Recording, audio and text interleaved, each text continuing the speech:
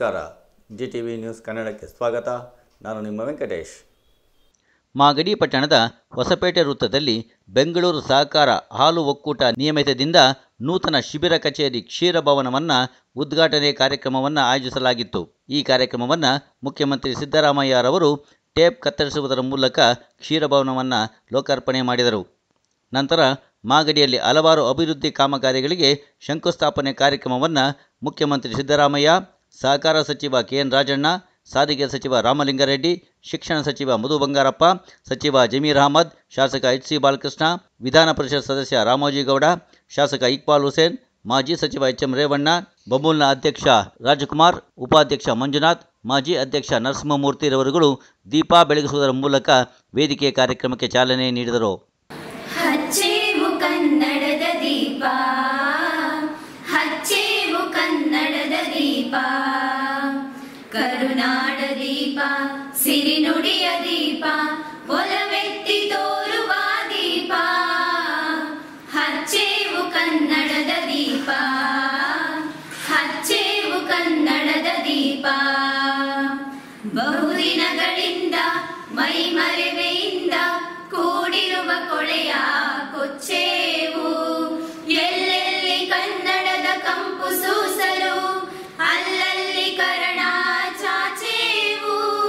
ನಡುನಾಡೆ ಇರಲಿ ಗಡಿನಾಡೆ ಇರಲಿ ಕನ್ನಡದ ಕಳೆಯ ಕೆಚ್ಚೇವು. ನಡುನಾಡೆ ಇರಲಿ ಗಡಿನಾಡೆ ಇರಲಿ ಕನ್ನಡದ ಕಳೆಯ ಕೆಚ್ಚೇವು. ಮರೆದೇವು ಮರವ ತೆರೆದೇವು ಮನವ, ಎರೆದೇವು ಒಲವ ಹಿರಿ ನೆನಪ. ನರ ನರವನೆಲ್ಲ ಉರಿಗೊಳಿಸಿ ಹೊಸೆದು ಹಚ್ಚೇವು ಕನ್ನಡದ ದೀಪ, ಹಚ್ಚೇವು ಕನ್ನಡದ ದೀಪ, ಹಚ್ಚೇವು ಕನ್ನಡದ ದೀಪ. ಕಲ್ಪನೆಯ ಕಣ್ಣು ಹರಿವನಕ ಸಾಲು ದೀಪಗಳ ಬೆಳಕ ಬೀರೇವು. ಹಚ್ಚಿರುವ ದೀಪದಲ್ಲಿ ತಾಯ ರೂಪ ಅಚ್ಚಳಿಯದಂತೆ ತೋರೇವು.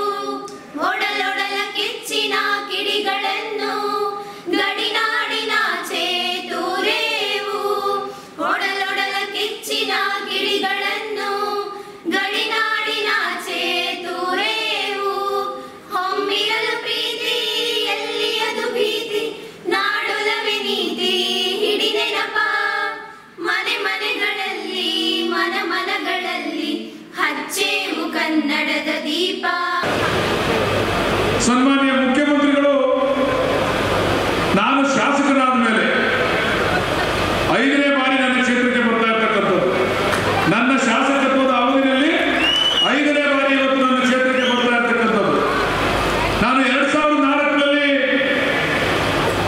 ಜನತಾದಳದಿಂದ ಶಾಸಕನಾದಂಥ ಸಂದರ್ಭದಲ್ಲಿ ಅವರು ಸಮ್ಮಿಶ್ರ ಸರ್ಕಾರದ ನಮ್ಮ ನಾಯಕತ್ವವನ್ನು ಉಪಮುಖ್ಯಮಂತ್ರಿಗಳಾಗಿ ವಹಿಸಿಕೊಂಡಂಥ ಸಂದರ್ಭದಲ್ಲಿ ಸಂಕೀರ್ಣದಲ್ಲಿ ಒಂದು ಕಾರ್ಯಕ್ರಮವನ್ನು ಮಾಡಿದೆ. ನಾನು ಸನ್ಮಾನ್ಯ ಧರ್ಮಸಿಂಗ್ರವರು ಅವತ್ತು ಸಮ್ಮಿಶ್ರ ಸರ್ಕಾರದ ಮುಖ್ಯಮಂತ್ರಿಗಳಾಗಿದ್ದರು. ಆ ಸಂದರ್ಭದಲ್ಲಿ ನನ್ನ ಕ್ಷೇತ್ರಕ್ಕೆ ಮೊದಲನೇದಾಗಿ ಪಾದಾರ್ಪಣೆಯನ್ನು ಮಾಡಿ ನನಗೆ ಆಶೀರ್ವಾದವನ್ನು ಮಾಡಿದಂಥದ್ದು.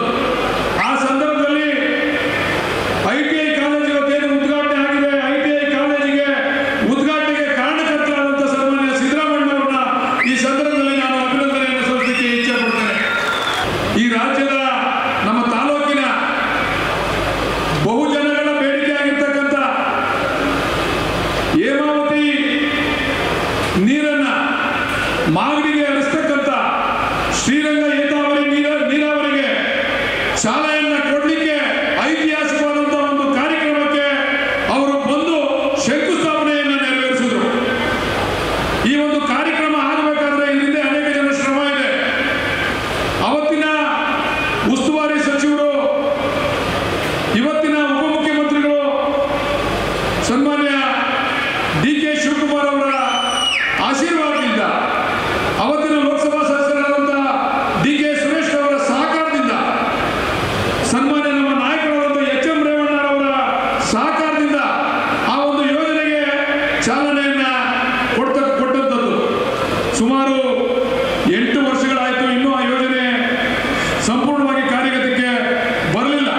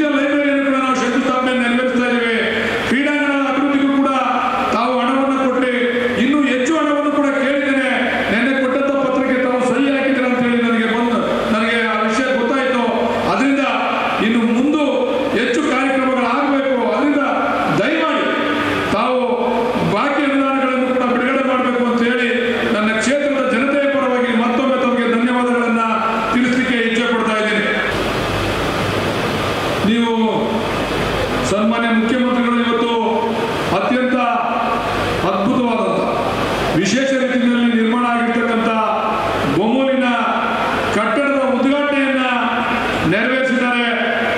ಈ ಒಂದು ಕಾರ್ಯಕ್ರಮಕ್ಕೆ ಕಾರಣಕರ್ತರಾದಂಥ ಬೊಮ್ಮೂರಿನ ತಂಡ ಅಧ್ಯಕ್ಷರು ನಮ್ಮ ನಿರ್ದೇಶಕರಾದ ನರಸಿಂಹಮೂರ್ತಿಯವರು, ಅವರ ತಂಡ ಸುಮಾರು 6 ರಿಂದ 7 ಕೋಟಿ ವೆಚ್ಚದಲ್ಲಿ ಅತ್ಯಂತ ವಿಶೇಷ ರೀತಿಯಲ್ಲಿ ಈ ಒಂದು ಕಟ್ಟಡವನ್ನು ನಿರ್ಮಾಣ ಮಾಡಿದ್ದಾರೆ. ನನ್ನ ಕ್ಷೇತ್ರದ ಜನತೆಯ ಪರವಾಗಿ ಅವರಿಗೆ ನಾನು ಅಭಿನಂದನೆಗಳನ್ನು ಈ ಸಂದರ್ಭದಲ್ಲಿ ಸಲ್ಲಿಸಲಿಕ್ಕೆ ಇಚ್ಛೆ ಪಡ್ತೇನೆ. ನಾವು ಮುಖ್ಯಮಂತ್ರಿಗಳಾದ ಸಂದರ್ಭದಲ್ಲಿ 2 ರೂಪಾಯಿ ಇದ್ದಂತ ಆ ಒಂದು ಬೋನಸ್ ಅನ್ನ 3 ರೂಪಾಯಿ ಸೇರಿಸಿ 5 ರೂಪಾಯಿ ರೈತರಿಗೆ ಕೊಟ್ಟಂತ ಯಾವಾಗಲೂ ಮುಖ್ಯಮಂತ್ರಿ ಇದ್ರೆ ಅದು ಸನ್ಮಾನ್ಯ ಸಿದ್ದರಾಮಣ್ಣ ಅಂತಕ್ಕಂಥದ್ದನ್ನು ನಾವೆಲ್ಲರೂ ಕೂಡ ಮರೆಯಲಿಕ್ಕೆ ಸಾಧ್ಯ ಇಲ್ಲ ಅಂತಕ್ಕಂಥ ಮಾತನ್ನ ಈ ಸಂದರ್ಭದಲ್ಲಿ ಹೇಳಲಿಕ್ಕೆ ಇಚ್ಛೆ ಪಡ್ತಾರೆ. ಇವರೆಲ್ಲ ಜಾಸ್ತಿ ಆಗೋಯ್ತು, ಏನ್ ಮಾಡಬೇಕು ಅಂತ ಹೇಳಿ ಯೋಚನೆ ಮಾಡ್ತಾ ಇದ್ರು. ಇವರೆಲ್ಲ ಮುಖ್ಯಮಂತ್ರಿಗಳಂತ ಹೋದಂತ ಸಂದರ್ಭದಲ್ಲಿ ಸನ್ಮಾನ್ಯ ಮುಖ್ಯಮಂತ್ರಿಗಳು ಒಂದು ಕಾರ್ಯಕ್ರಮವನ್ನ ಆಯೋಜನೆಯನ್ನ ಮಾಡಿದ್ರು. ಕ್ಷೀರಭಾಗ್ಯ ಯೋಜನೆ. ಯಾರಿಗೆ ಕ್ಷೀರಭಾಗ್ಯ? ಸರ್ಕಾರಿ ಶಾಲೆಯ ಬಡ ಮಕ್ಕಳು ಕೂಡ ಹಾಲು ಕುಡಿಬೇಕು ಪ್ರತಿ ದಿವಸ ಅಂತೇಳಿ ಅವರಿಗೆ ಹಾಲನ್ನು ಕೊಡಬೇಕು ಅಂತೇಳಿ ಆ ಯೋಜನೆಯನ್ನ ಜಾರಿ ಮಾಡಿದಂತ ಕೀರ್ತಿ ನಮ್ಮ ಮುಖ್ಯಮಂತ್ರಿಗಳಾದ ಸಿದ್ದರಾಮಯ್ಯನವರಿಗೆ ಸಲ್ತದೆ. ಒಂದು ಡಿಪ್ಲೊಮಾ ಕಾಲೇಜನ್ನು ಮಂಜೂರಾತಿಯನ್ನು ಕೊಡಿಸಿದ್ದೀರಾ. ಸನ್ಮಾನ್ಯ ಡಾಕ್ಟರ್ ಸುಧಾಕರ್ ಅವರು ಇವತ್ತು ಅವರು ಕೂಡ ಬರ್ತಾರೆ ಅಂತ ಹೇಳಿ ಅನ್ಕೊಂಡಿದ್ದೇನೆ. ಕೆಲವೇ ನಿಮಿಷಗಳಲ್ಲಿ ಬರ್ತಾರೆ ಅಂತ ಹೇಳಿ ಸನ್ಮಾನ್ಯ ಉನ್ನತ ಶಿಕ್ಷಣ ಸಚಿವರು ಇವತ್ತು ಅದಕ್ಕೂ ಕೂಡ ಶಂಕುಸ್ಥಾಪನೆಯನ್ನ ನೆರವೇರಿಸಿದ್ದೇವೆ. ಅದಕ್ಕೆ ಕಟ್ಟಡವನ್ನು ಕೂಡ ನಮ್ಮ ಹುಲಿದುರ್ಗ ರಸ್ತೆಯಲ್ಲಿ ಪ್ರಾರಂಭ ಮಾಡತಕ್ಕಂಥ ಕೆಲಸಕ್ಕೆ ತಮ್ಮ ಮುಖಾಂತರ ಈಗಾಗಲೇ ಚಾಲನೆಯನ್ನ ಕೊಟ್ಟಿದ್ದೇವೆ. ಈ ಸಂದರ್ಭದಲ್ಲಿ ಸನ್ಮಾನ್ಯ ಸಚಿವರಾದಂಥ ಸುಧಾಕರ್ ಅವರು ಕೂಡ ನಾನು ನನ್ನ ಕ್ಷೇತ್ರದ ಜನತೆಯ ಪರವಾಗಿ ಅವರಿಗೆ ಧನ್ಯವಾದಗಳನ್ನು ತಿಳಿಸಲಿಕ್ಕೆ ಇಚ್ಛೆ ಪಡ್ತೇನೆ. ಈಗ ನಮ್ಮೆಲ್ಲರ ಮುಂದೆ ಇರ್ತಕ್ಕಂಥ ಆತ್ಮೀಯ ಸಹೋದರ ಸನ್ಮಾನ್ಯ ಜಮೀರ್ ಅಹಮದ್ ಖಾನ್ ರವರು ಇವತ್ತು ಒಂದು ಶಾದಿ ಮಾಲಿನ ಉದ್ಘಾಟನೆಯನ್ನ ಸನ್ಮಾನ್ಯ ಸಿದ್ದರಾಮಯ್ಯ ಅವರು ವಿರೋಧ ಪಕ್ಷದ ನಾಯಕರಾಗಿದ್ದಾಗಲೇ ಅದನ್ನು ಉದ್ಘಾಟನೆ ಮಾಡಿದ್ದು. ಆದರೆ ಸಂಪೂರ್ಣವಾಗಿ ಮುಗಿದಿರಲಿಲ್ಲ.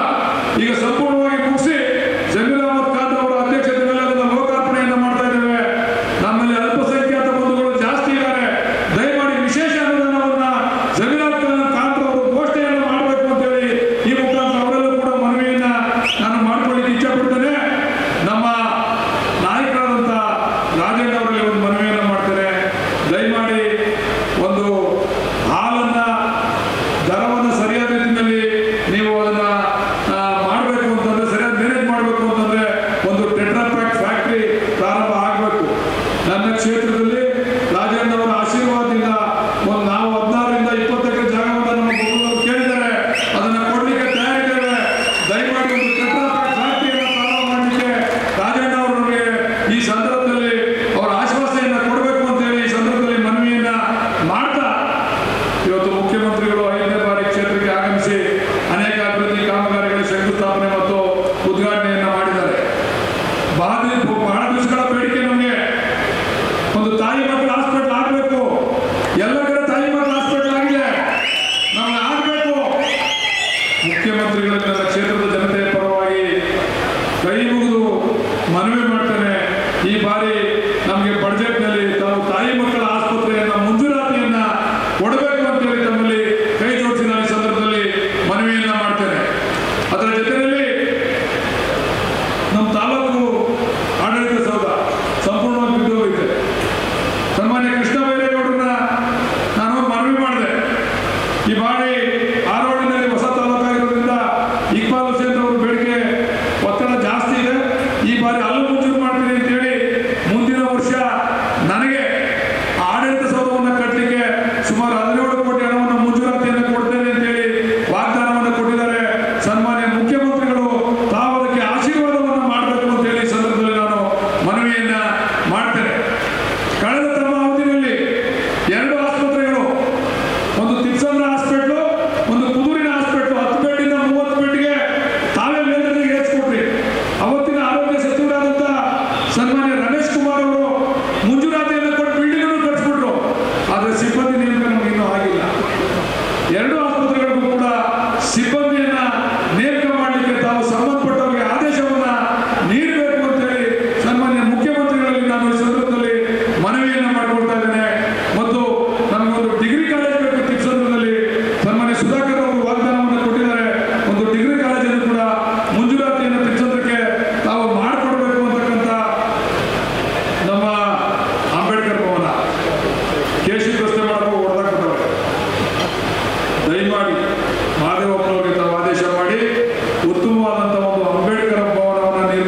ಮಾಡಲಿಕ್ಕೆ ನಾವು ಆದೇಶವನ್ನು ನೀಡಬೇಕು ಅಂತೇಳಿ ತಮ್ಮಲ್ಲಿ ನಾನು ಮನವಿಯನ್ನು ಈ ಸಂದರ್ಭದಲ್ಲಿ ಮಾಡ್ತಾ,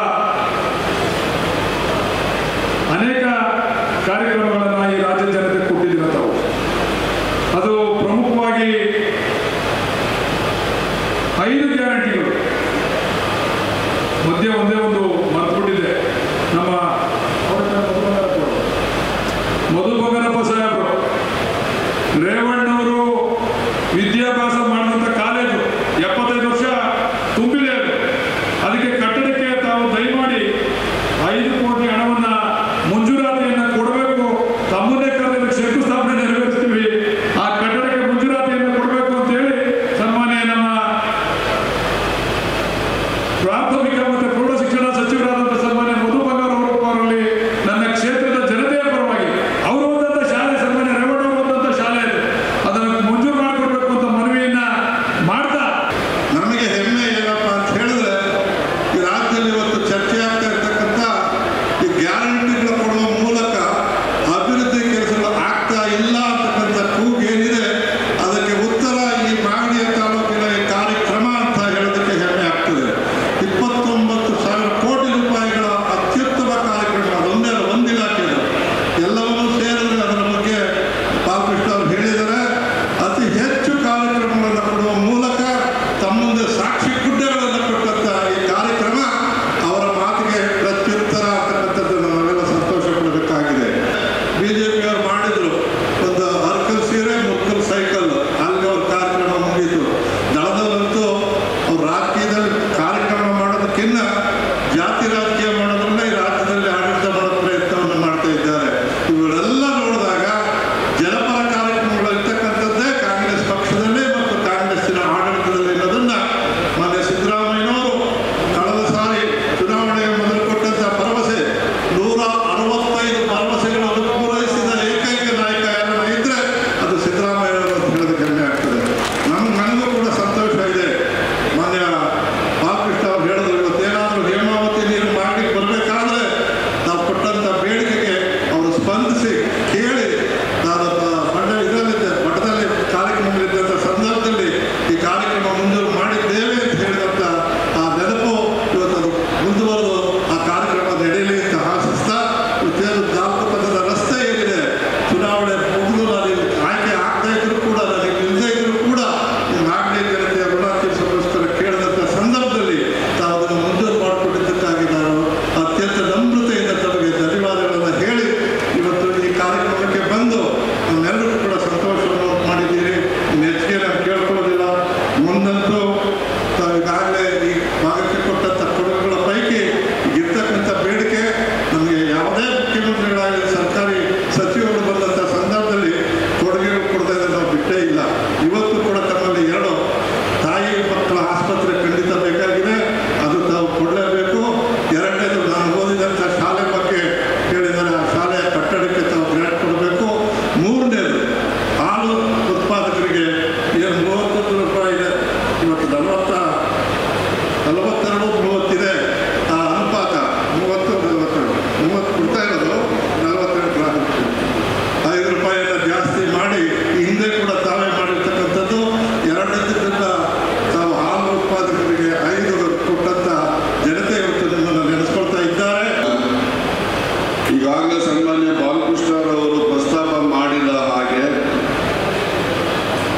10 ಹಲವಾರು ಅಭಿವೃದ್ಧಿ ಕೆಲಸಗಳನ್ನು ಈ ಕ್ಷೇತ್ರಕ್ಕೆ ಮಂಜೂರು ಮಾಡಿಕೊಟ್ಟಿದ್ದಾರೆ ಮುಖ್ಯಮಂತ್ರಿಗಳು ಅಂತೇಳಿ ಬಹಳ ಅಭಿಮಾನದಿಂದ ವ್ಯಕ್ತಪಡಿಸಿದ್ದಾರೆ. ಒಂದು ಮಾತನ್ನ ಪ್ರಸ್ತಾಪ ಮಾಡಿ, ಸನ್ಮಾನ್ಯ ಮನಮೋಹನ್ ಸಿಂಗ್ ರವರು ಪ್ರಧಾನಮಂತ್ರಿಗಳಾಗಿದ್ದಾಗ ಈ ದೇಶದ ಎಲ್ಲ ರೈತರ ಎಲ್ಲ ಸಂಸ್ಥೆಗಳ ಸಾಲವನ್ನು ಸುಮಾರು 72,000 ಕೋಟಿಗೂ ಕೂಡ ಹೆಚ್ಚು ಮನ್ನಾ ಮಾಡಿ ಇತ್ತೀಚಿನ ಬದಲಾದ ಸನ್ನಿವೇಶದಲ್ಲಿ ಇರ್ತಕ್ಕಂಥ ರಾಜಕೀಯ ಮುಖಂಡಗಳು ಅಧಿಕಾರದಲ್ಲಿರ್ತಕ್ಕಂಥ ರೈತರ ಸಾಲ ಮನ್ನಾ ಬೇಡಿಕೆಯನ್ನು ಇಟ್ಟರೆ ಸಾಲ ಮನ್ನಾ ಮಾಡಿದ್ರೆ ಈ ದೇಶದಲ್ಲಿ ಆರ್ಥಿಕ ಶಿಸ್ತು ಹಾಳಾಗಿರುತ್ತೆ ಅಂತೇಳಿ ಭಾಷಣ ಮಾಡಿ ಸುಮಾರು 16 ಲಕ್ಷ ಕೋಟಿ ಹಣ ಈ ಕಾರ್ಪೊರೇಟ್ ಹೌಸಸ್ನ ಸಾಲವನ್ನ ಎಲ್ಲ ಬ್ಯಾಂಕ್, ರಾಷ್ಟ್ರೀಕೃತ ಬ್ಯಾಂಕ್ಗಳಿದ್ದಂಥ ಎಲ್ಲ ಸಾಲವನ್ನ ಮನ್ನಾ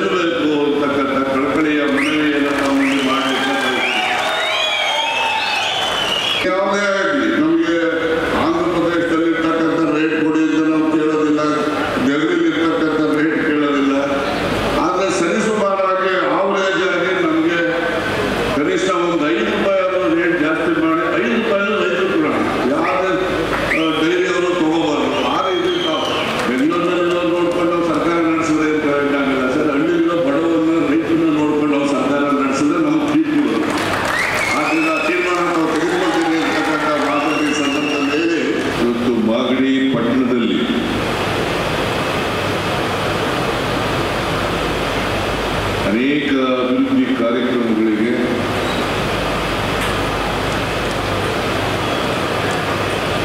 ಉದ್ಘಾಟನೆ ಮತ್ತು ಶಂಕುಸ್ಥಾಪನೆಯನ್ನು ನೆರವೇರಿಸಿದರು. ಈಗಾಗಲೇ ಅವರು ಪ್ರಸ್ತಾಪ ಮಾಡಿದಂತೆ ಮಾಗಡಿಗೆ 5 ಸಾರಿ ಎಲ್ಲ ಇನ್ನೂ ಹೆಚ್ಚು ಸಾರಿ ಬಂದಿದೆ.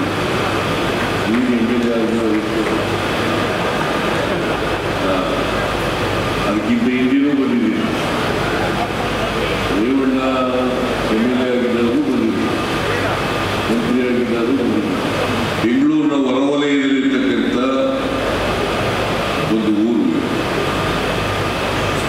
ಮಾಗಡಿ.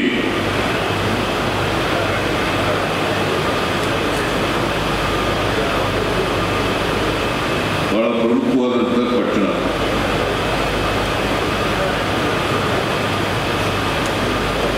ಕೆಂಪೇಗೌಡರ ರಾಜಧಾನಿ ಎಂದು ಕರೀತಾರೆ.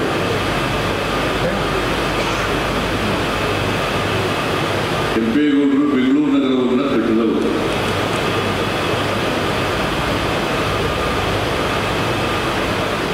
ಅವರ ರಾಜಧಾನಿಯಾಗಿದ್ದಂತೆ ಮಾಗಡಿ ಅಭಿವೃದ್ಧಿ ಆಗಬೇಕು ಅನ್ನೋದರಲ್ಲಿ ನಂದು ಕೂಡ ಸಹಮತ ಇದೆ.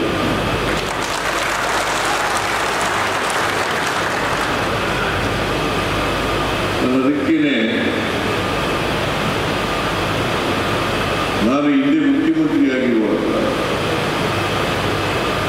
ಕೆಂಪೇಗೌಡರ ಜಯಂತ್ಯೋತ್ಸವವನ್ನು ಕೂಡ ಆಚರಣೆ ಮಾಡಿದೆ. ಆಮೇಲೆ ಪ್ರಾಧಿಕಾರನ ಕೂಡ ಮಾಡಿದೆ.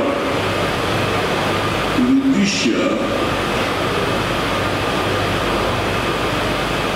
ಕೆಂಪೇಗೌಡರು ಎಲ್ಲರೂ ಸ್ಮರಿಸಬೇಕು. ಅವರ ಜಯಂತ್ಯೋತ್ಸವವನ್ನು ರಾಜ್ಯ ಸರ್ಕಾರವೇ ಮಾಡಬೇಕು. ಈಗ ಬಹಳ ಜನ ನಾವು ಒಕ್ಕಲಿಗರ ನಾಯಕರು ಅಂತ ಹೇಳ್ಕೊಳ್ಳೋರು ಮಾಡಲಿಲ್ಲ. ಇದು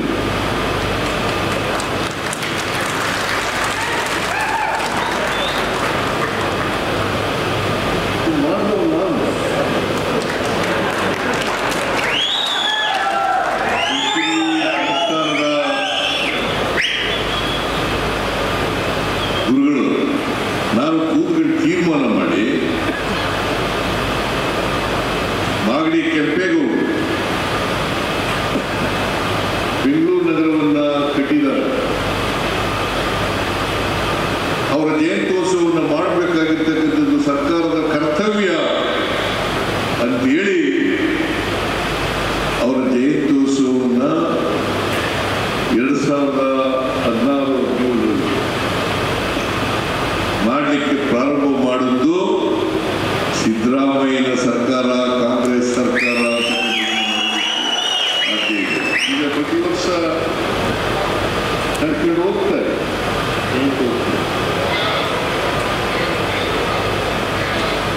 ಅದರಿಂದ ಬೆಂಗಳೂರಿನ ಅಲ್ಲ, ಮಾಗಡಿ ಪಟ್ಟಣದ ಅಭಿವೃದ್ಧಿ ಆಗಬೇಕು. ಮಾಗಡಿ ತಾಲೂಕಿನ ಸರ್ವತೋಮುಖ ಅಭಿವೃದ್ಧಿ ಆಗಬೇಕು. ಅದಕ್ಕೆ ನಮ್ಮ ಸರ್ಕಾರ ಎಲ್ಲ ರೀತಿಯ ಸಹಕಾರ ಬೆಂಬಲವನ್ನು ಕೊಡುತ್ತದೆ ಅಂತಕ್ಕಂಥ ಮಾತುಗಳನ್ನು ಹೇಳಲಿಕ್ಕೆ ಬಯಸ್ತಾರೆ. ಮತ್ತು ನಿಮಗೆ ಒಳ್ಳೆ MLA ಕೂಡ ಇದ್ದಾರೆ, ಬಹಳ ಸೀನಿಯರ್ MLA, ಸರಿ ಮಂತ್ರಿ ಮಂತ್ರಿ ಆಗಬೇಕು ಅರ್ಹತೆ ಇದೆ ಅನ್ನೋದ್ರಲ್ಲಿ 2 ಮಾತಿಲ್ಲ.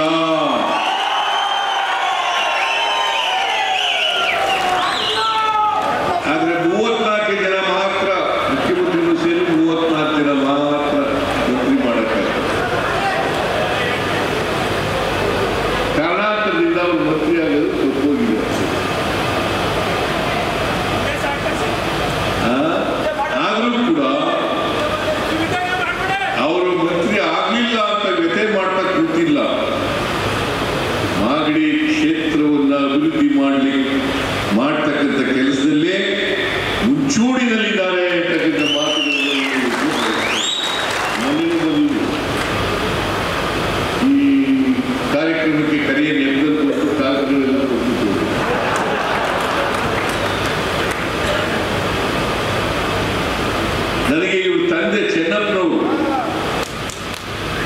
ನಾನು ಇವನ್ನ ಚೆನ್ನಪ್ಪ ಅಂತ ಕರೆಯೋದು. ನಾನು ಈಗಲೂ ಬೊಮ್ಮಾಯಿ ಸರ್ಕಾರದ ಮಂತ್ರಿಯಾಗಿದ್ದು ಅದು ಬಹಳ ಕಡಿಮೆ ದಿನ ಮಂತ್ರಿ. ಕ್ಷೇತ್ರದ ಅಭಿವೃದ್ಧಿ ಬಗ್ಗೆ, ಜನರ ಆರ್ಥಿಕ ಸಾಮಾಜಿಕ ಅಭಿವೃದ್ಧಿ ಆಗೋದ್ರ ಬಗ್ಗೆ ಯಾರಿಗೆ ಕಳಕಳಿ ಇರ್ತದೆ ಅಂಥವರು ಸಾರ್ವಜನಿಕ ಜೀವನದಲ್ಲಿ ಇರಬೇಕು, ಜನಪ್ರತಿನಿಧಿಯಾಗಿ ಇರಬೇಕು. ಅದಕ್ಕೆ ಎಲ್ಲ ಅರ್ಹತೆಗಳನ್ನು ಕೂಡ ಬಾಲಕೃಷ್ಣ ಅವರು ಪಡ್ಕೊಂಡಿದ್ದಾರೆ ಅಂತಕ್ಕಂಥ ಮಾತುಗಳನ್ನು ಹೇಳಲಿಕ್ಕೆ ಬಯಸ್ತಾ ಇದ್ದೇನೆ. ಇವತ್ತು ನೋಡಿ ಮಾಡಿ ಇಷ್ಟೆಲ್ಲ ವಿರೋಧ ಪಕ್ಷದವರು ಟೀಕೆ ಮಾಡ್ತಾರೆ. ಸಿದ್ದರಾಮಯ್ಯನವರು ಸರ್ಕಾರ ಬಂದ ಮೇಲೆ ಗ್ಯಾರಂಟಿ ಯೋಜನೆಗಳನ್ನು ಜಾರಿ ಮಾಡಿದ ಮೇಲೆ ಅಭಿವೃದ್ಧಿ ಕೆಲಸಗಳಿಗೆ ದುಡ್ಡಿಲ್ಲ. ಸತ್ಯನಾ? ಇದು ವಿರೋಧ ಪಕ್ಷದವರು ಮಾಡ್ತಕ್ಕಂಥ ಆರೋಪ. ಅಭಿವೃದ್ಧಿ ಕೆಲಸಗಳಿಗೆ ದುಡ್ಡಿಲ್ಲ. ಹಾಗೆ ದುಡ್ಡಿಲ್ಲ ಅಂತಂದ್ರೆ 120 ಕೋಟಿ ರೂಪಾಯಿ ಅಭಿವೃದ್ಧಿ ಕೆಲಸಗಳಿಗೆ ಶಂಕುಸ್ಥಾಪನೆ ಉದ್ಘಾಟನೆ ಆಯಿತು. ಹೇಳಿ ನೀವೇ ನೋಡಪ್ಪ, ನೀವು ಇನ್ನೂ ಏನೇನು ಹೇಳ್ತೀರಾ ಅದೆಲ್ಲರೂ ಮಾಡ್ಕೊಳ್ಳೋಣ.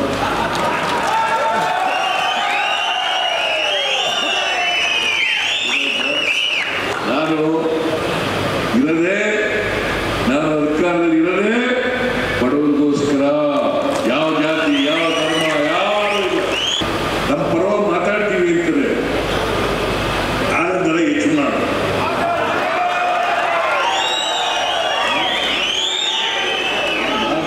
ಅವ್ರು ನಿಲ್ಲಿಸು.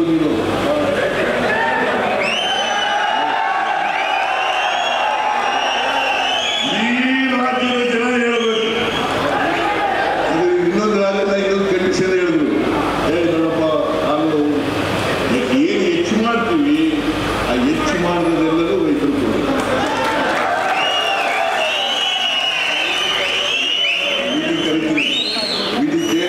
ಕರಿತೀನಿ. ಎಲ್ಲ ಅಧ್ಯಕ್ಷರುಗಳಿಗೂ ಕರೆಯೋಣ, ತೀರ್ಮಾನ ಮಾಡೋಣ. ನಾವು ಹಾಲು ಉತ್ಪಾದಕರ ಪರವಾಗಿರ್ತೀವಿ, ರೈತರ ಪರವಾಗಿರ್ತೀವಿ, ಬಡವರ ಪರವಾಗಿರ್ತೀವಿ, ದಲಿತರ ಪರವಾಗಿರ್ತೀವಿ. ಇದ್ರ ಬಗ್ಗೆ ರಾಜಿನೇ ಇಲ್ಲ, ಇದರಲ್ಲಿ ರಾಜಿನೇ ಇಲ್ಲ.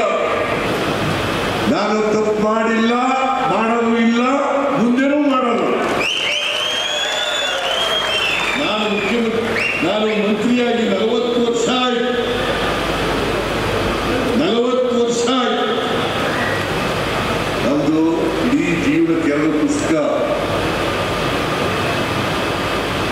ಇಡೀ ಜೀವನಕ್ಕೆ 2 ಪುಸ್ತಕ. ಅದರಿಂದ ನಾನು ನಿಮ್ಮ ಮುಂದೆ ಹೇಳ್ತಾ ಇದ್ದೀನಿ ಬಹಳ ಸ್ಪಷ್ಟವಾಗಿ. ಯಾರು ಬೇಕಾದರೂ ಕೂಡ ತೆಗೆದು ನೋಡ್ಕೋಬಹುದು. ಸೊ ಬಾಲಕೃಷ್ಣ, ಇಂಥದ್ದೇ ನಾವು ಇರ್ತೀವಿ. ನೀನು ಏನೇನು ಅಭಿವೃದ್ಧಿ ಕೆಲಸ ಮಾಡಬೇಕು ಅಂತ ಇದೆಯೋ ಎಲ್ಲಕ್ಕೂ ನಮ್ಮ ಸಹಕಾರ ಇದೆ ಅಂತ ಹೇಳ್ತಾ ಎಲ್ಲ ಈ ಕಾರ್ಯಕ್ರಮ ಯಶಸ್ವಿ ಮಾಡಿದ್ದೀರಿ. ನಿಮ್ಮೆಲ್ಲರಿಗೂ ನಮಸ್ಕಾರಗಳನ್ನು ಹೇಳಿ ನನ್ನ ಮಾತು ಮುಗಿಸ್ತೇನೆ.